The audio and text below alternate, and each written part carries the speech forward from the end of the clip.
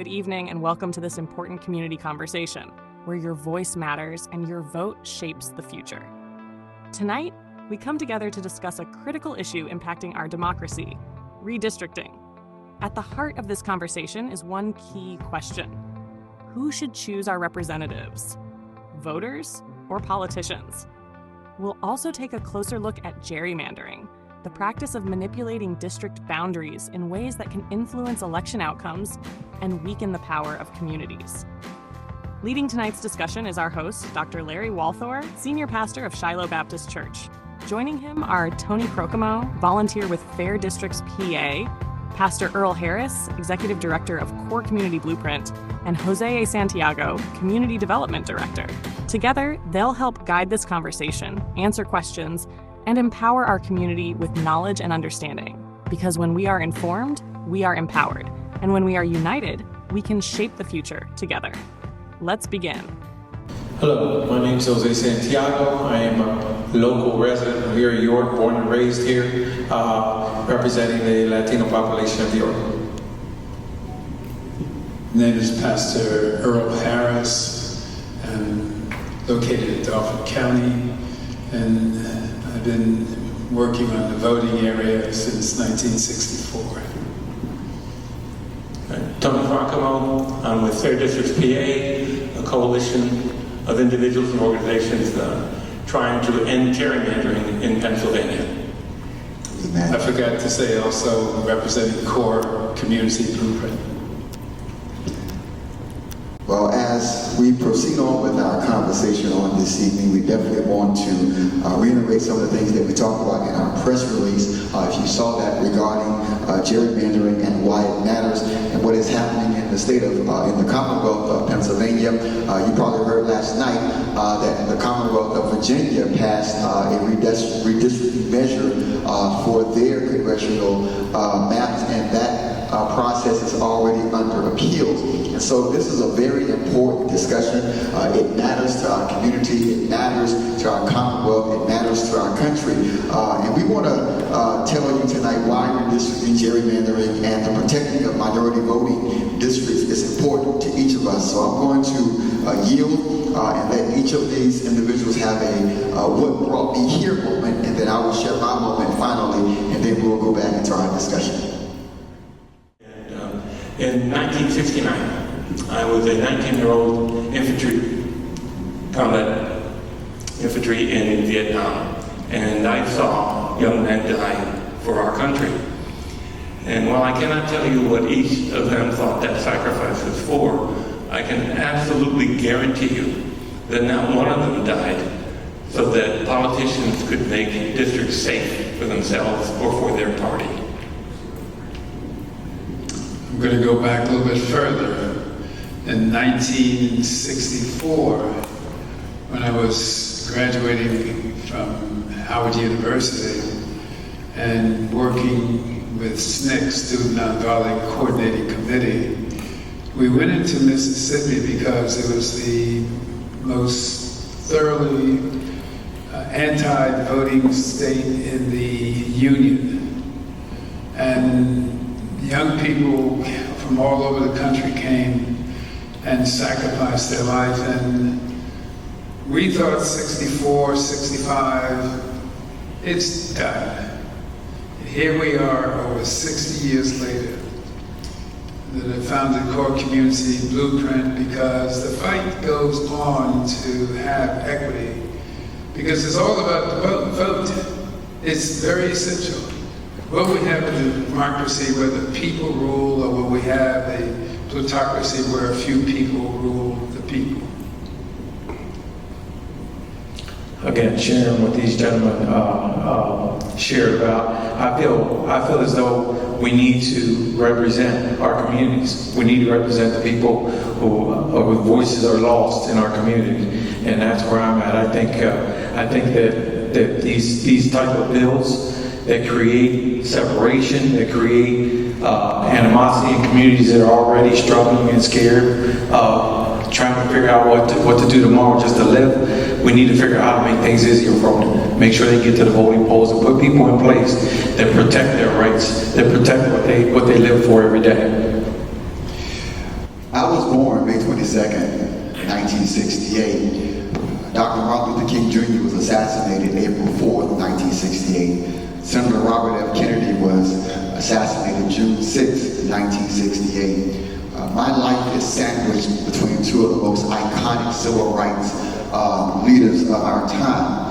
And I remember growing up in the 70s and understanding and coming to understanding how boundaries affect economics. I remember redlining in minority communities that through a boundary, through someone just drawing a line on the street, determined equitable value in neighborhoods. It determined the voice of the people in those communities. Gerrymandering, I've seen it dilute the voice of those who have voting power in this country. I've seen how one line could determine the economic value or how a person projects through their lives. And so what brought me to this moment is seeing how gerrymandering on both sides. As a preacher, I don't support gerrymandering for Republicans or Democrats because I don't believe politicians should choose their voters. I will still believe that voters should choose their politicians, and that's what brought me to understanding this fight, to give power back to the people. This time we're going to have a slideshow by the one and only Mr. Tony Crocamo. Better and better. America is the only country in the world where you have politicians in some states drawing district lines, and Pennsylvania is the only state in the union that gives so much power to party leaders to draw district lines. And by the way, Eric is going to be passing out some index cards. If you have questions, you write them down on the index cards, and we'll collect them before the end of the session, and we will address those that we can get to. All right, so, power to the people. Do we really have power? House Bill 31 and Senate Bill 131 is historic legislation. It really is. It protects minority districts. It ends prison gerrymandering, and it defines communities of interest. And it is currently being blocked in the House by the Democratic majority. And it's being blocked in the Senate by the Republican majority. Party leaders of either party hate the idea of giving up power and having an independent redistricting commission. They don't want to give up the power. Republicans would rather deal with Democrats than the public. Democrats would rather deal with fellow Republican legislators than deal with the public. They do not want districts that accurately reflect the will of the people. And if you think you do, come see me after and we'll have a conversation. I can give you some information, but I don't. All right, so House Bill 31 and Senate Bill 131, how does it protect minority districts? Well, and this is language directly from the bill. Districts shall provide racial minorities an equal opportunity to participate in the political process and may not dilute or diminish their ability to elect candidates of their choice, whether alone or in coalition with others. And that's on page 24, lines 24 through 27 in the bill. And you can access the bill on pa.gov. You can go to Fair Districts PA and access the bill there as well. House Bill 31 and Senate Bill 131 ends prison gerrymandering. Prison gerrymandering is the practice of counting inmates in a state prison system and in a federal prison system. They are counted not at their last Pennsylvania address where they live. They are counted the location of their prison. So, you have, in Pennsylvania, you have 18% of the population people of color. They are 55% of the population in our prison systems. That means there are some 40,000 people who are counted in rural areas rather than urban areas. And that gives additional power to rural areas in which those legislators love that fact because they have a whole bunch of constituents they wouldn't even have to address. This bill requires that individuals incarcerated or held in a facility as determined by the federal census, they be counted at their last known residence before incarceration or placement in the facility if the individuals were residents of the Commonwealth. Okay. The bill also defines communities of interest. And it defines them as a community of interest, an area with recognized similarities of interest, including but not limited to ethnic, racial, economic, tribal, social, cultural, geographic, or historic identities. And that's pages 26, lines 9 through 12.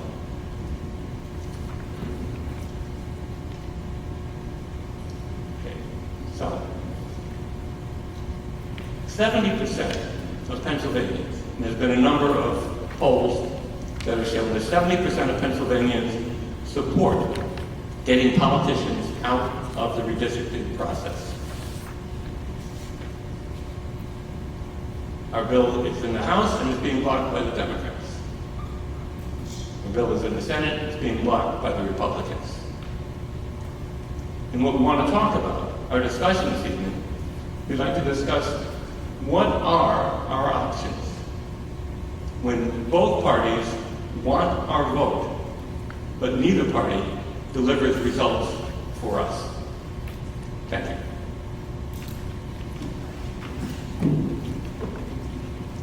As we transition into this discussion, you mentioned about prison gerrymandering. You talked about both parties, one in the House, one in the Senate, blocking this vote and this legislation.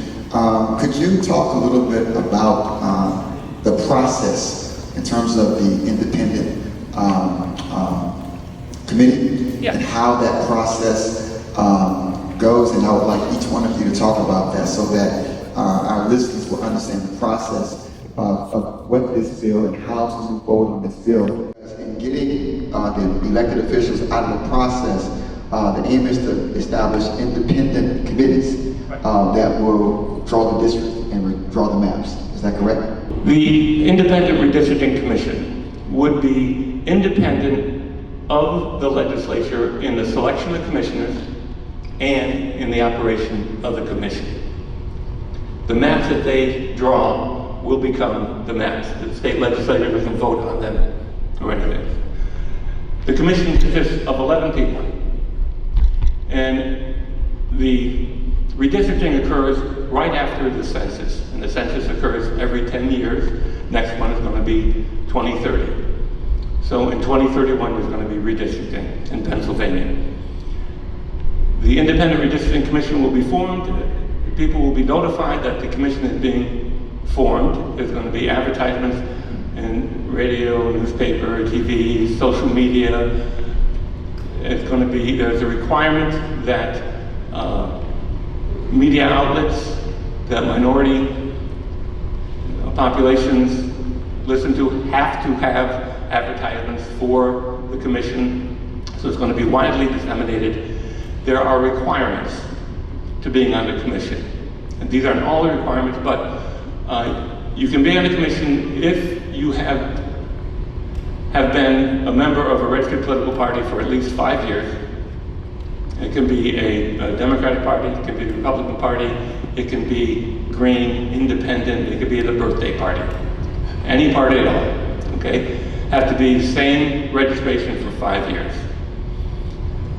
You have to have voted in the last 2 statewide elections. So you have to be an active voter. The people that are qualified, you cannot be an elected official. You cannot have run for office in the last 5 years. You cannot have held public office in the last 5 years. You cannot be an employee of a political party or a PAC. So what we're trying to do is we're trying to remove the conflict of interest of having partisan politicians draw the district lines. So you form 3 buckets for the commission. Those people that qualify go into one bucket is the largest party registration-wise in the state, currently the Democratic Party. Second bucket, you can probably guess, second largest party in the state, currently Republicans. And the third bucket is going to be registered voters who aren't registered with either of those 2 parties. Then the Secretary of State, those qualifications are vetted by the State Ethics Commission. State Ethics Commission makes sure that the people have the qualifications that they say they have and they are qualified to be on the commission. Then then the buckets are winnowed down to 80 each. Then there is a random drawing of the first 6 members of the commission, 2 from each bucket. Secretary of State does the random drawing at a public, it's held in public. So you have those 6 people. Those 6 commissioners select the next 5 commissioners. 2 from bucket 1, 2 from bucket 2, and 1 from the independent bucket. So you have the 11 commissioners, that's how they're chosen. They have to meet in public. They cannot meet behind closed doors. They have to have their maps available to the public before they're voted on. And there has to be a comment period on the maps. And the comment period, and they have to have public meetings across the state.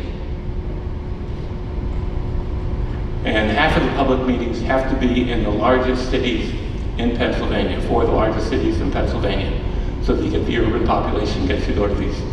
You can't have them. We've had public meetings that have been held in state parks that people cannot get to. They can't play that game. So we're trying to get public comments on the maps. The bill specifies the requirements for drawing maps. Population-wise, deviation of population. And you saw some of the other requirements in there. They have to consider communities of interest, and they cannot slice and dice minority voting districts in order to create more districts for one party or another party. The maps that are voted on, you have to have 7 votes of the 11 commissioners, and that requires at least 2 from each of those categories. Bucket 1, bucket 2, and bucket 3. So the Republicans and the Democrats can't get together and have a sweetheart deal at the expense of the independents. The independents and the Republicans can't get together and have a sweetheart deal at the expense of the Democrats. So that is an overview. The bill is not that long. You can go to Fair Districts PA and you can download the bill. There are a couple copies available here tonight. So basically, you have 3 pools. 3 pools. Of individuals in each pool. And these individuals are vetted before they go on the committee by the Secretary of State. 6 are voted upon. Random selection. And then those 6 will choose the other 5. Choose the other 5. And then they will be responsible for an open process of drawing the maps. It has to be public conversation, public input, public discourse in terms of drawing the maps and making sure that everybody knows the process. Because the question is, what's in it for me? If gerrymandering, and we got this on both sides, one in the House, one in the Senate, and both seem to be standing in the way of this, for the voter, the question is, well, what is in this for me? We see how the elected officials benefit because they're able to pick their voters, and many times that ensures re-elections. And sometimes it becomes disadvantage to the voter. To those who are out in the audience, we're asking that you please write down questions. If you have questions, please send them this way, and we will get the questions answered. But as we transition to that conversation, Reverend Harris, You talked about SNCC and the struggle from the 60s in your opening commentary. You've been a part of the process and you've seen gerrymandering up close and personal. How would you, and what is your wisdom in terms of navigating and why this bill is so important for minority voters? As a person who practiced law for 25 years, we've seen the Roberts Court in 2013 just completely vitiate the Section 5 of the Voting Rights Act. So when that happened, Texas, Florida, Georgia, and another number of states passed laws which made it very difficult for people of color and other persons who had been denied a representation in the public process to participate. And Section 2 is now before the Supreme Court. And we believe that's going to be also destroyed by the Roberts Court. With that, the last barrier will fall.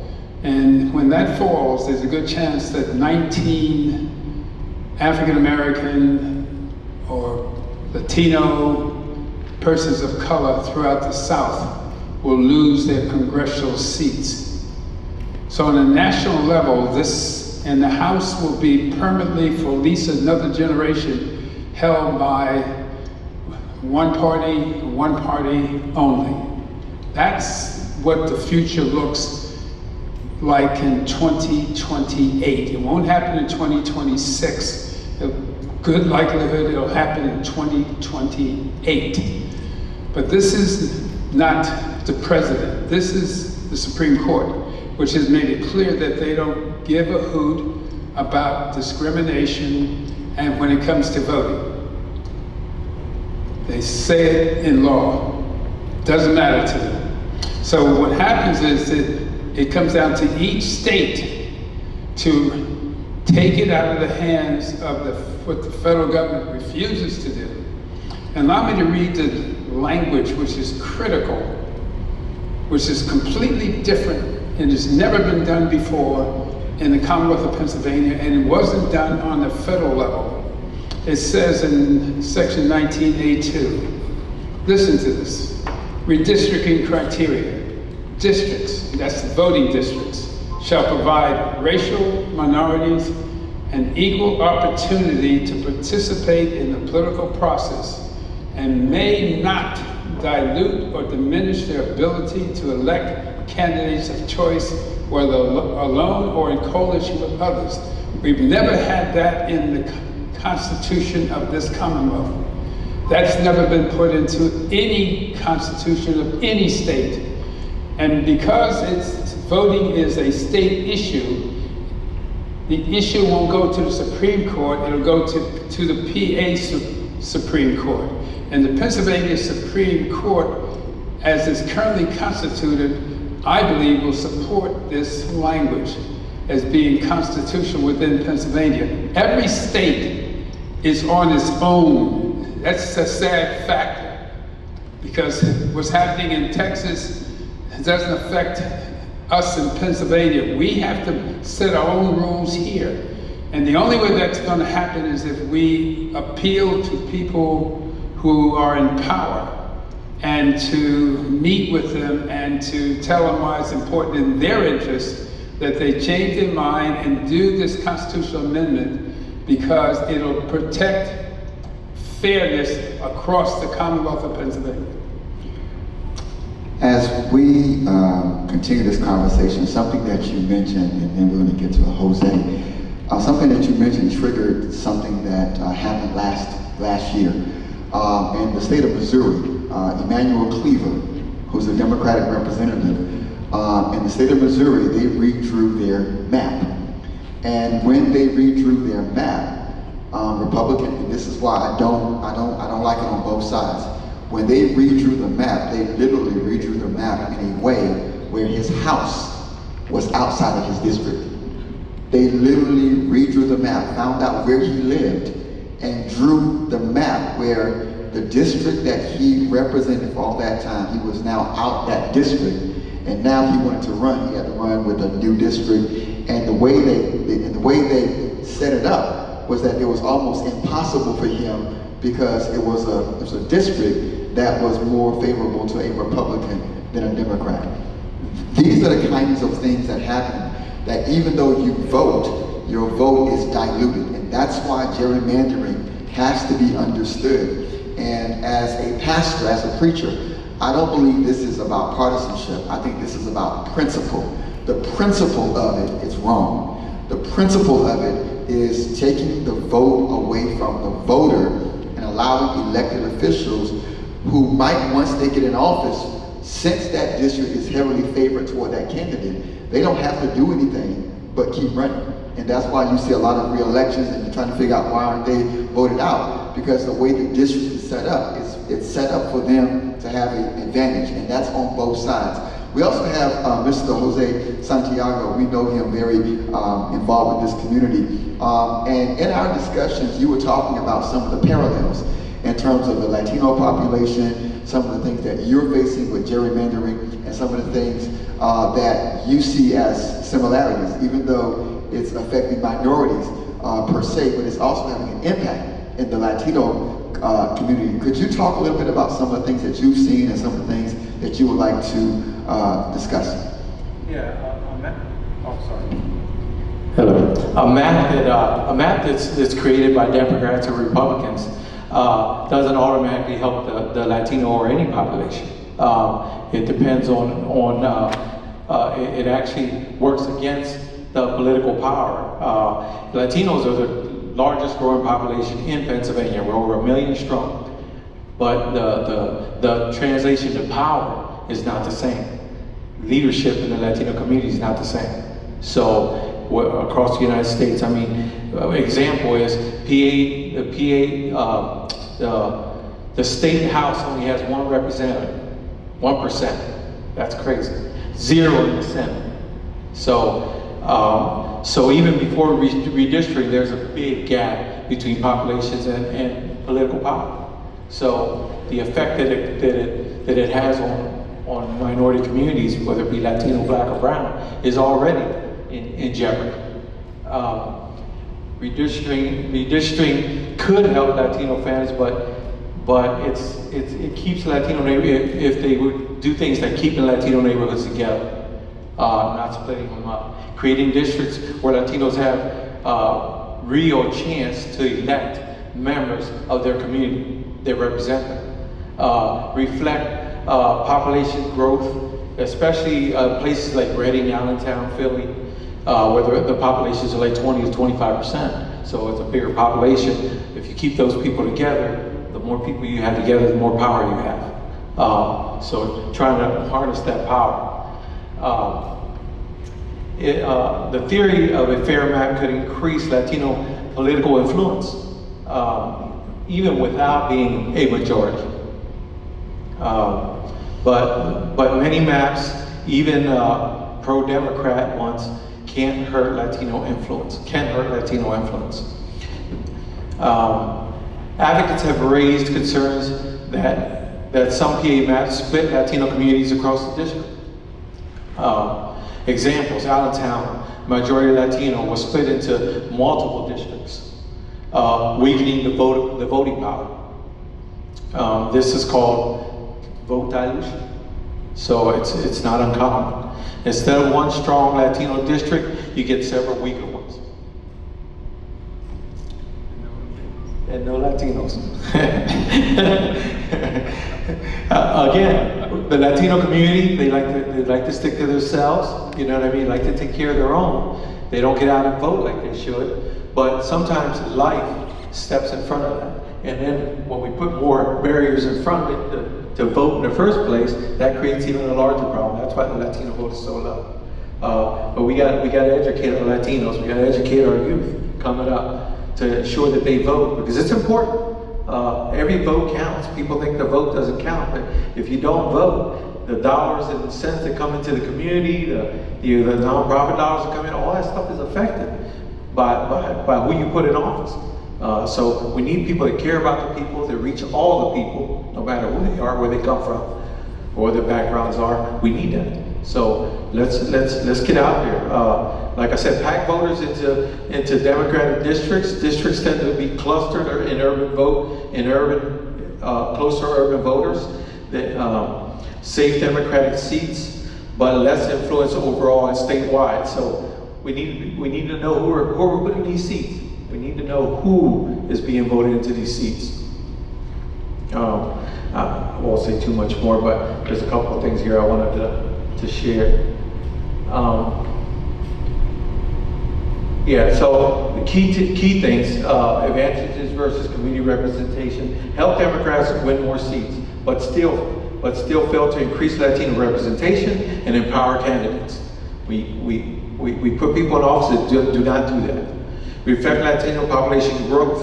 Obviously, if the growth is 1 million strong, the representation ought to be at least 3 to 5% of that population, but we don't have it.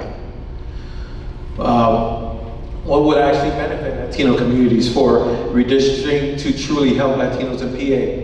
Fewer splits of Latino heavy cities, Reading, Allentown, Philly, creation of Latino majority districts or Latino opportunity districts.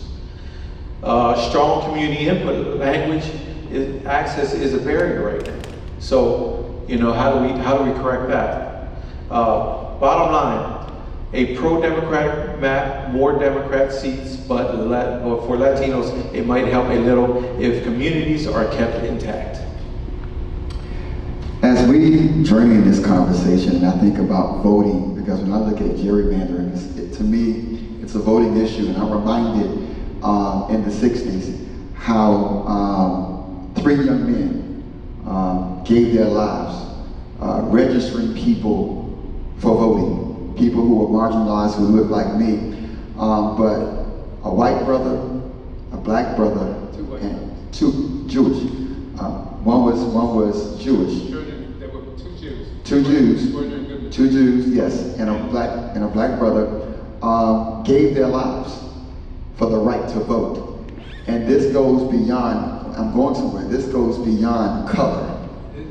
This is not about color. This is not about black and white. This is about what's right and wrong. And we have to stand on the principle that racism is a distraction from the bigger issue. If they can keep us arguing about race, they can continue manipulating the power so that the wealth keeps getting wealthier and the poor keeps getting poorer. When you look at the income disparity in this country, it has gotten exceptionally worse over the years. And that is a direct reflection on voting and how the electoral process is going. I see you, Dr. Harris. Go ahead and jump in. I saw that stick. I tell you, it's again, 60 years later, the issue is still the same. Who's going to be able to access the resources of this country? Think about it. Elon Musk, you've all heard of him. He made his money by contracting with the government as a nonprofit and he went to electric vehicles and etc. And then using a for-profit to buy out the nonprofit. But where did he go to make his money? Government. You know why? All the taxpayers' money is at the federal government, state level, county, and local. Whoever's controlling those seats controls the quality of life of every person sitting here. So if you don't have a seat at the table, then you're on the menu. Everybody, as Dr. Walthour says, need to be at the table. That's what reflective democracy is. It's everybody. It's white, it's black, it's rural, it's old, it's young, it's everybody. And yet at the same time, as he also stated, if we get caught up on fighting on the basis of color, ethnicity, income, and etc., the people at the top feast on our division. It's imperative that we coalesce together and we address people like the Majority Leader, Matt Bradford, who's been in opposition to this bill being passed. And again, allow me to read it. Districts shall provide racial minorities an equal opportunity to participate in the political process and may not dilute or diminish their ability to elect candidates of choice, whether alone or in coalition with others. We've never done that in this state or in this country. We've never done it on the federal level. This will be the first time. It is critical that it's in the Constitution of this great Commonwealth. And it'll make a significant difference. That's why you have 102 or 103 Democratic representatives in the House and 102 Republicans. It's what? Balanced. And the more that they're balanced, the more they have to work, find ways to work together. And that's what we need. If I, as a politician, can choose my voters, I don't have to be concerned about anything or anyone. I do whatever I want to do. But when I have to be responsible to the voters, then I'm going to listen to the voters. We have the most expensive legislative process in the country. We have over 50 senators and 203 reps making over $100,000 a year, plus staff, etc., working full-time a year, meeting less than 4 months a year. And passing about 7% legislation. It is horrendous because they don't need to work together at this point, and don't. We need the independent redistricting commission to make a difference. All of us, whether you're black, brown, old, young, whatever. Going back, and if there are questions, please make sure you get the questions up. We would definitely like to have your questions asked. Going back to something that you said, Dr. Harris, about the process and working together. And this is for anyone that can answer it. What is the percentage of outcomes? So when you got states that have independent redistricting committees, right? And those that have this process, what is the composition of the electorate? Is it a more balanced electorate where they have to work together, and now you have more partisanship where they have to work across the aisles? What are the benefits, that's what I'm asking, of this process? Well, I used to be able to say there are 3 states that have an independent redistricting commission. I now say there's 2.5.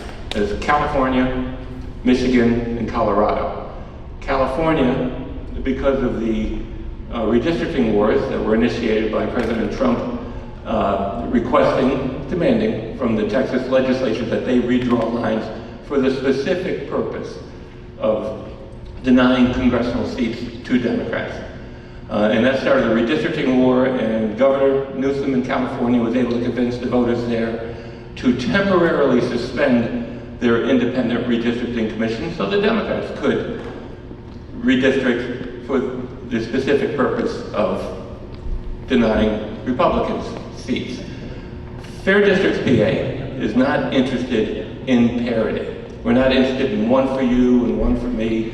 We are interested in congressional seats and state legislature that reflects the will of the people. That's all we want.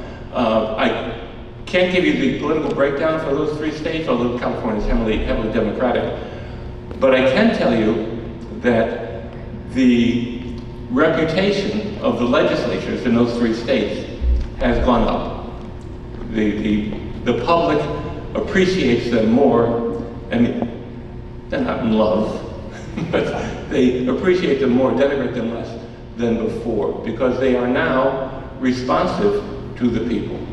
And the people also have greater faith in the electoral process because they can see that their votes count.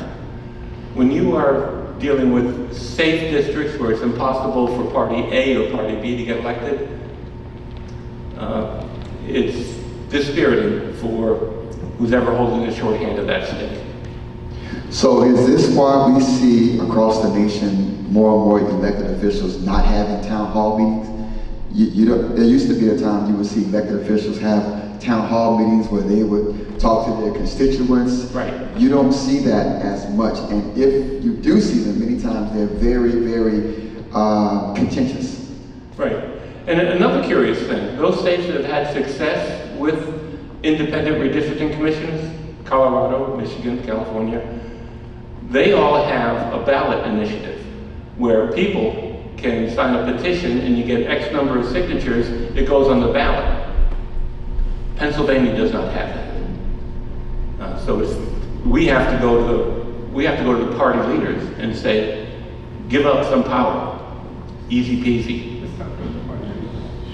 Yeah, we should be talking about the... Well, as we look at the elected officials, I was going that direction in terms of party members having town halls.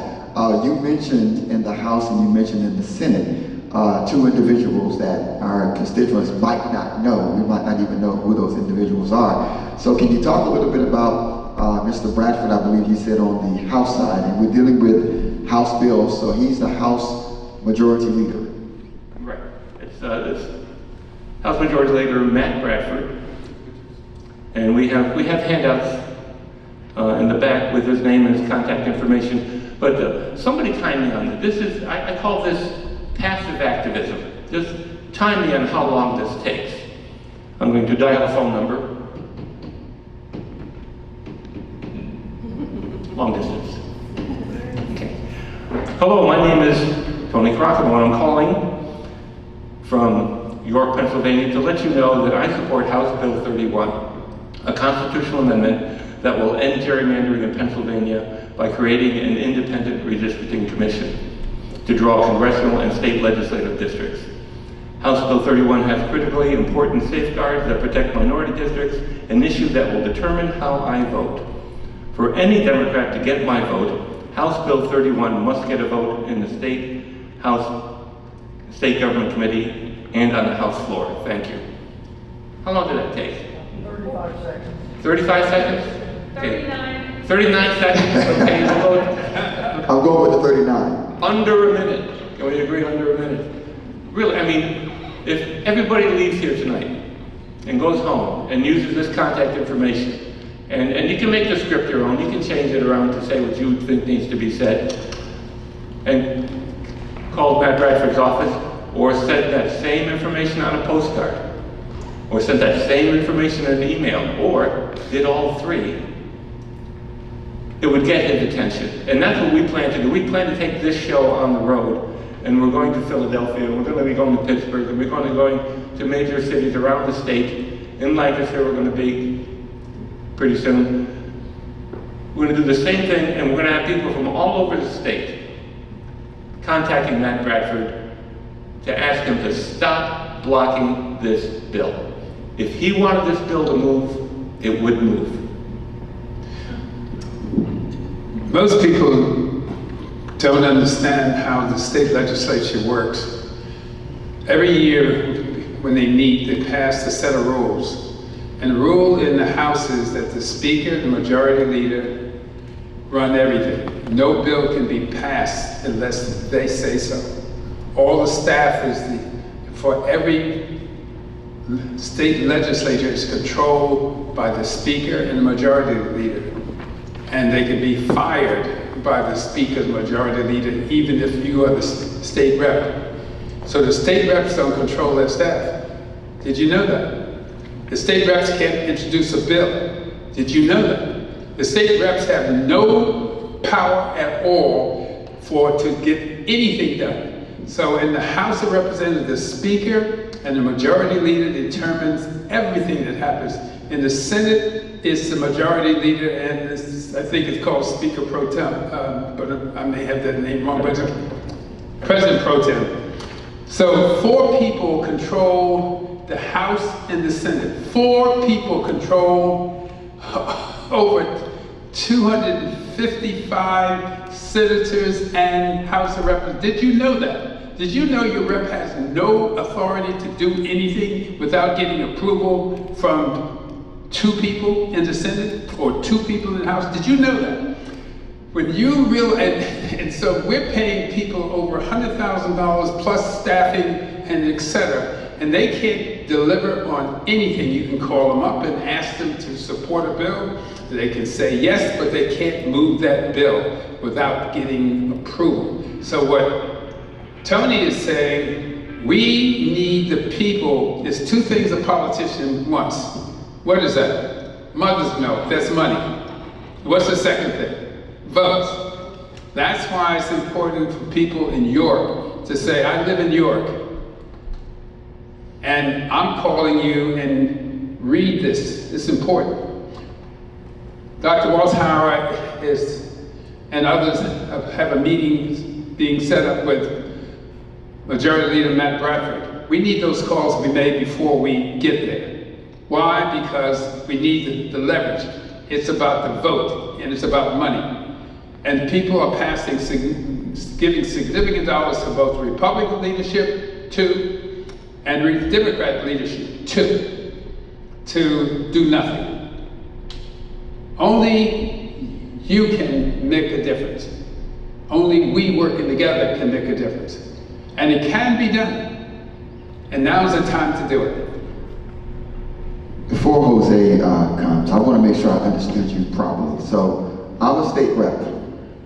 I'm representing a state rep. I have a bill that I feel is good for the constituents. It's good for the Commonwealth. And you're saying, as a state rep, no matter how good this bill is for the people, no matter how much this bill benefits the electorate, unless 2 people decide whether or not that bill is voted upon, they can kill it, being the majority leader and the speaker. Is that what you're saying? I'm saying if you try to move it and they say no, you will lose your staff. They'll put your desk in the hallway. So there are repercussions. So you're saying that there are repercussions for moving on an agenda that might not be popular.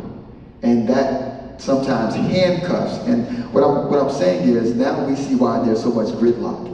Now we see what's going on behind the scenes, that we're trying to figure out, why isn't certain things being done? Why aren't certain things moved? Based upon what you're explaining, it helps us. And this is why I'm a Baptist preacher. I got to say it the way I know it.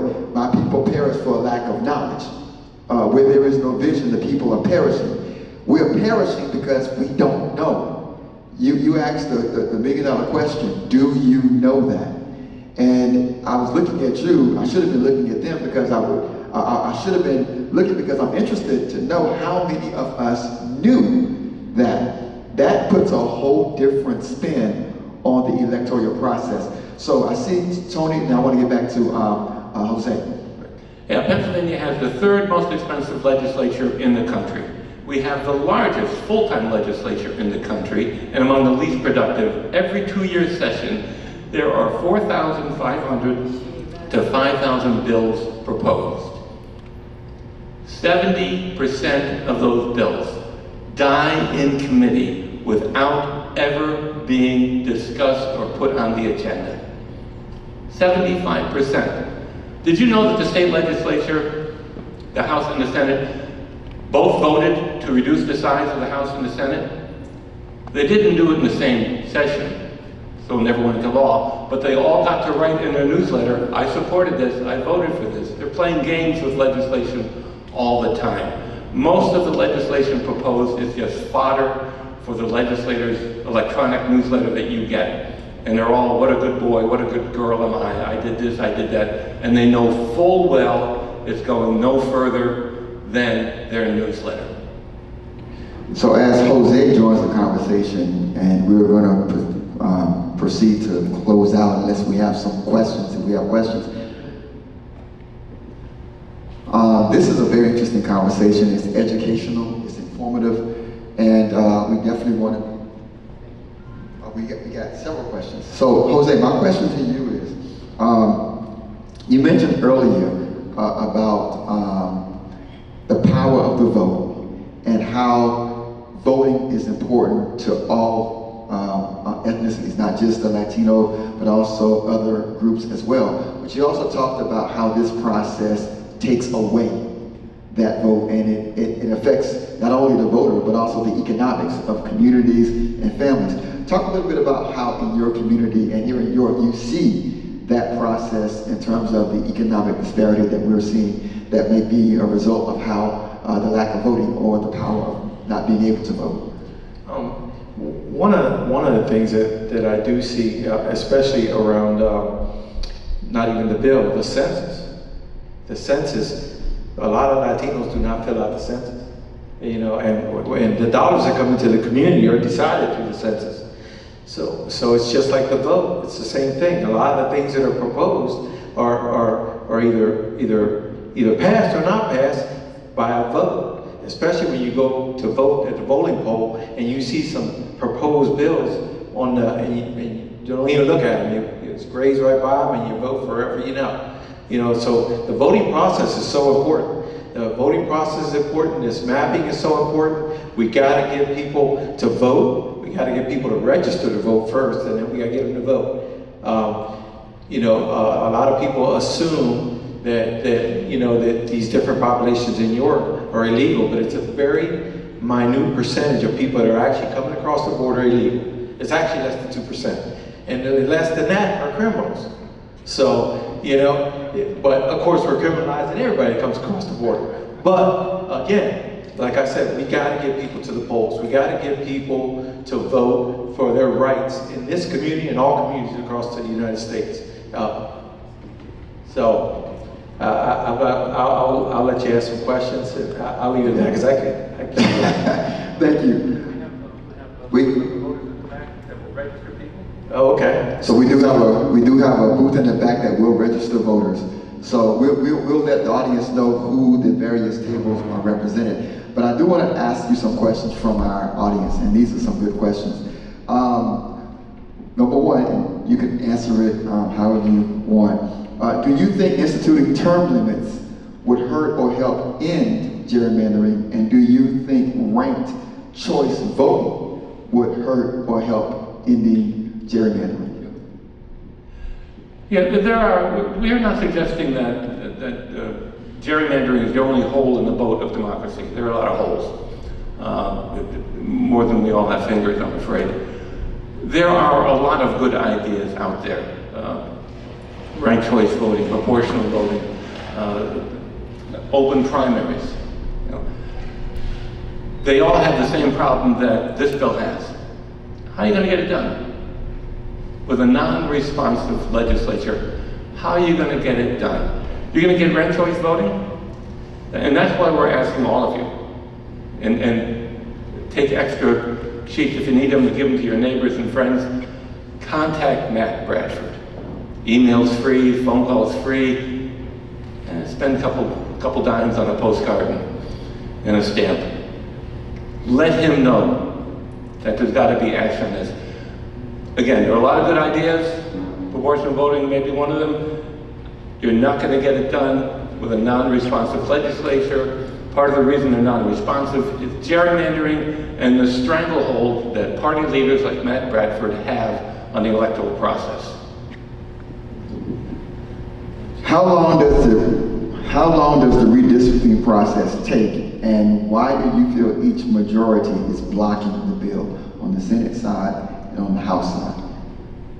Okay, well, this process you have the training of the commission, and so it's going to be months long, and in fact the commission stays in effect until new maps, until another commission is created 10 years later. They don't get paid during that time, but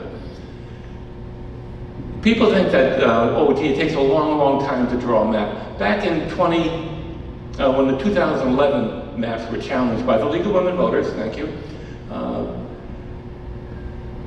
the Supreme Court in Pennsylvania gave all the parties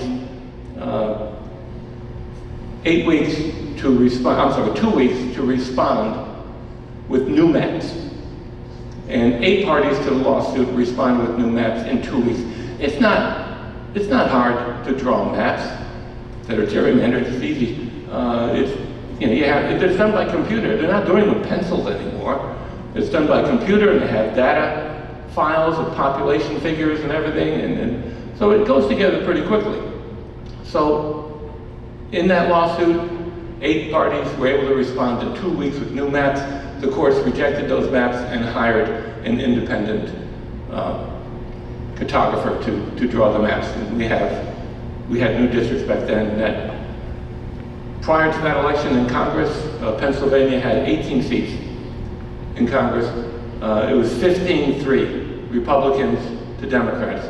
In a state that voted virtually 50-50 for Republicans and Democrats. With the new maps, we had 9 Republicans and 9 Democrats in a state that voted 50-50 for Republicans and Democrats. Which set of maps do you think reflected the will of the people more accurately? I'll give you a hint. Just a second. The key is, again, taking action. In '64, as a young man, we voted with our feet. We went to Mississippi. We asked you to vote with your head and with your hands and call Matt Bradford. We asked you if we have those items, can pass it out to you so you can see this young man. He's bald like me, but he doesn't look like me. So what we need for you to do we have the sheets? Yes. Just pass them out. The Matt Bradford contact sheet. Yeah, pass them out. They passed them out. What we want you to do is, this is a script. This is critical for you to take action. We're not asking you to march. We're not asking you to we're not even asking you for money. The church would ask you for contribution, but this is not even church. But we are asking you to take action, to call, and do that tomorrow. Please, and have someone else call. It's important. You can make a difference. As we go into Lancaster next month with the town hall meeting and continue this throughout the state, it's important. Little people can make a difference. In '64, even though it was primarily blacks who were being denied the vote, most of the people who came from all over the country were Caucasian. And about 50%, or at least 40% of those Caucasians were Jews. It was people from all classes, all income. Goodman, his father was a very wealthy lawyer. He got killed in 64. And Swerter was a labor leader in New York. What I'm sharing with you is that because they gave their lives so that this country would be better, and it was, and it did make the country better. You can help make your country better, your neighborhood better. Please, it's critical that you take action, read, get on the phone, get on the cell phone, but don't just stop with yourself. Give it to your husband, give it to your neighbor, give it to your daughter. Have someone else do the same thing to follow, just say, pass it on. You go to church, ask someone to pass it on, please. For Jose, I'm going to ask this, Bishop, because you're part of this community. And this person is asking, how do we get our communities involved in the fight for justice? And why don't communities trust our elected leaders anymore? I know you work with the Y, you're very involved with the political process here. You have your pulse on the York City. And they also is asking, this is all community related. In terms of our gathering tonight, why don't we see a better representation of the community? How do we get them involved? Some of it's trust, building relationships and trust, knowing who the people are going to run for office, knowing what they stand for. Some people can really talk really good and say a lot of things, but do they really stand for what they're saying? So understanding that, going to see the Republican or the Democrat, because it doesn't matter what party they're for. If they're doing the right thing, that's the person you want in office. Okay, the party shouldn't even matter. It should matter whether they're doing the right thing for the people or they're working for you, because you actually pay their salaries. The people pay their salaries. So you want somebody that represents you in these offices, in these positions. So building trust with them, knowing about them, getting to know them, sit down with them. I sit down with a lot of elected officials just to have conversations with them, just to learn about them. And when I'm done with them, I might not like what they had to say, but at least I understand them and I know what they're about. So that's that's one of the things we have to do, is we have to ensure that we know what we're putting in office. That's key, and I believe this bill helps that process because it makes elected officials go to districts that have Republicans, Democrats, and independents. So that means they got to knock on doors for Democrats, they got to knock on doors for Republican voters, they got to knock on doors for independents. And you're right, the principle of accountability. And I think that's what gerrymandering will bring back, a sense of accountability from the politicians to the people. We got two more. I'm going to save the last one for you, Tony, because they want you to explain the commission again, that process that we talked about earlier. So I'm going to let you see this so that when you answer it, you can answer it according to what they wrote. My last question is regarding the states that have the IRCs. They're asking about New York and Virginia. Do those two states have independent redistricting committees as well? Virginia and New York. Of course, we know Virginia passed legislation last night, and I think this is for Tony. He's busy looking at that. This question, before you answer that one. They're asking about, are there more than 3 states? Do New York and Virginia also have independent redistricting committees as well? There are about 32 states that have what they call independent redistricting commissions. However, the American Bar Association says that California and Colorado and what was the third one? Michigan are the gold standard because those 3 states, again, the caveat is prior to California temporarily backing off an independent redistricting commission. Those 3 states, the commissions are independent of the legislature in the selection of commissioners and operation of the commission. Many other states have what they call independent redistricting commissions, but the legislature gets to vote on the maps. The legislature picks the commissioners. The legislature controls what the commission does. So they may call them independent commissions, but there are only 3 genuinely independent redistricting commissions. And they are that because they are free from the electoral, from the elected officials. They are independent of the elected officials. They are independent of the elected officials, and the elected officials don't select the commissions, and don't get involved in the operation of the commission, and don't vote on the final maps. The commission's maps are the maps, unless they're challenged in courts. And independent redistricting commissions do very well on the lack of challenges. They're seldom challenged in court because they're fair maps, typically. Before you have the final question, did I see Bishop Cease here tonight? So the last question, and then we're going to be available for dialogue. So after we're done, we'll be here. We can talk, ask more questions on a more personal level. But let's give our panel a hand on tonight. Thank you for allowing me to serve as your moderator for this great discussion. Tony, you're going to close us out with the process of the IRC. They're asking for that process. They were listening, so they want to know. They want you to go over that process again. That's the card that I gave you. All right, I'll tell you what, there is a handout back there that succinctly describes the entire process in 2 pages. And Eric, if you just bring that up. What's that? Eric, and we're going to have Eric hand it out. But again, it's 11 commissioners from 3 buckets, Democratic bucket, Republican bucket, Independent bucket. They're vetted.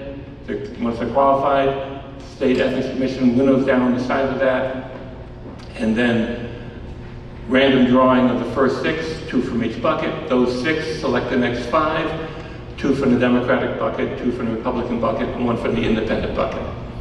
And the purpose of them selecting the next 5 is so that they get the skill sets they need on the commission, and also they get some ethnic geographic balance on the commission if needed, and gender balance if needed. But that 2-page handout, you're going to say, why didn't you just read the handout? It's so good. So please take that. Any closing thoughts? Oh, and please contact Matt Bradford. You can change the script any way you like, email, phone call. If you're concerned about conflict, you're worried about conflict, call them when you get home. Nobody's in the office. They don't work overtime. Don't worry about it. They won't be there. Leave a phone message. Okay? So, phone, email, postcard, and tell your friends. Closing thoughts? Closing thoughts. My name is Pastor Earl Harris. I'm calling from Harrisburg, Pennsylvania, to let you know that I support House Bill 31, a constitutional amendment that will end gerrymandering in PA by creating an independent redistricting commission to draw a congressional and state legislative district. House Bill 31 has critically important safeguards that protect minority districts, an issue that will determine how I vote. For any Democrat to get my vote, House Bill 31 must get a vote in the House State Government Committee and on the House floor. Thank you.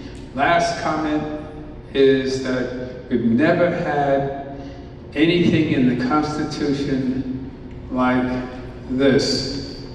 Districts shall provide racial minorities an equal opportunity to participate in the political process and may not dilute or diminish their ability to elect candidates of choice, whether alone or in coalition with others.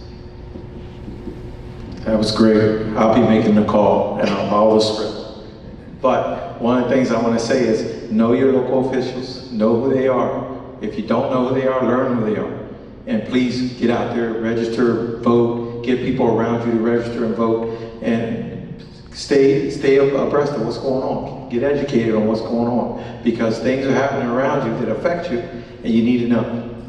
So thank you for being here, and please make the call.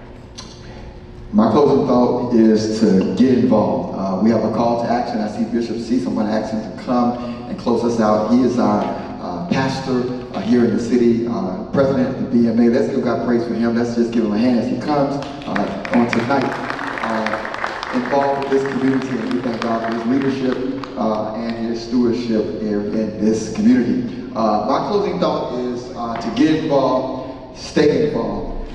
Don't be weary in well-doing. In due season, we'll be able to reap if we faint not. I know it seems like an awesome task, and I know we have a lot to do and a long way to go. But we didn't get here overnight, and the race is not given to the swift nor to the strong, but the ones that endure to the end. Thank you for allowing me to moderate this discussion. Again, let's celebrate our panel tonight, and our closing prayer will be by Bishop Anthony C. Greetings to all. In our closing comments and prayer, we pray that our community will become more engaged in knowing who our elected officers are, and we will participate in our right to vote and our right to make decisions about what happens in our community. And from our pulpits and from our communities that we share with, that we will continue to engage each other in our conversations to make our communities better. Father, we thank you for this time. We thank you for those officials who have gathered here to share this information. We pray, God, that as we leave this place, that we're challenged and encouraged to participate. And we pray, God, that you will draw us closer and allow us to become stronger as a nation because of our rights. And we thank you for this now. In Jesus' name, amen. Amen. I forgot to ask, do we have any elected officials tonight? If so, please stand. No? Yes. Let's give, amen. Let's celebrate. Thank you so much. We apologize. We should have done that first. First shall be last, and last shall be first. Thank you for your service, and thank you for what you do here in York and beyond. Tonight, we stood united for fair districts and strong communities. You heard from Pastor Earl Harris, Executive Director of Core Community Blueprint, Tony Crocamo, volunteer at Fair Districts PA, Hosea Santiago, Community Development Director, and our host, Dr. Larry Walthour, Senior Pastor of Shiloh Baptist Church. This is your reminder. The power is in your hands. Your voice matters. Let's shape the future. Thank you and good night.